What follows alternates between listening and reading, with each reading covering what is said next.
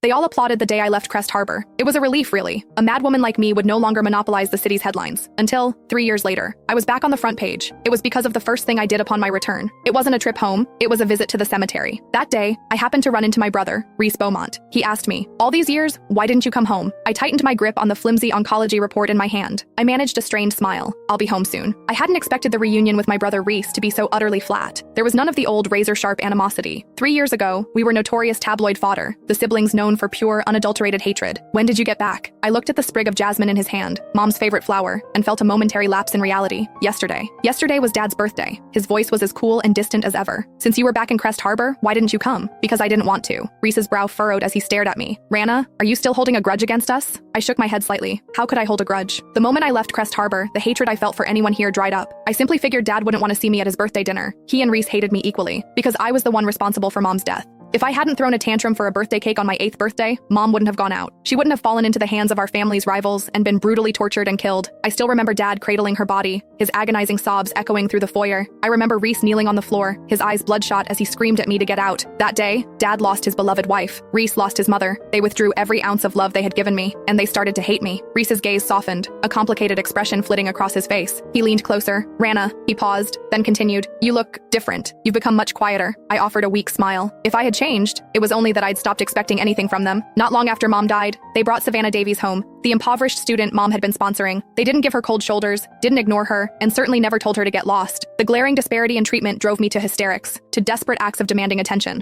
I was too young then to understand why their hatred for me was so absolute. By the time I did understand, I had already started leaving score marks on my wrists. Still, I couldn't stop antagonizing them. At least that way, they saw me. A gentle breeze lifted the cuff of my sleeve, revealing the pale, permanent scars that were no less prominent than they had been years ago. The silence grew heavy until Reese finally said the phrase I'd been waiting for. "Come home with me." I stared down at my shoes. What home? What place was left for me in that house? For years, even the society columns had been referring to Savannah as the Beaumont heiress. My own name had long been blacklisted by the city's media. In their eyes, I was nothing more than a certifiable madwoman. It wasn't enough that I'd publicly humiliated Savannah countless times in a pathetic bid for attention. They truly believed I'd crossed the line into depravity by orchestrating her brutal kidnapping and assault by a local gang. Reese had arrived just as the ordeal ended, cradling an almost lifeless Savannah. He'd spun around and slapped me hard across the face. We had hurled the most vicious curses at each other, but he had never laid a hand on me before. "Rana, are you sick? What kind of monster are you?" The sound of his hand connecting with my cheek drowned out my single desperate syllable.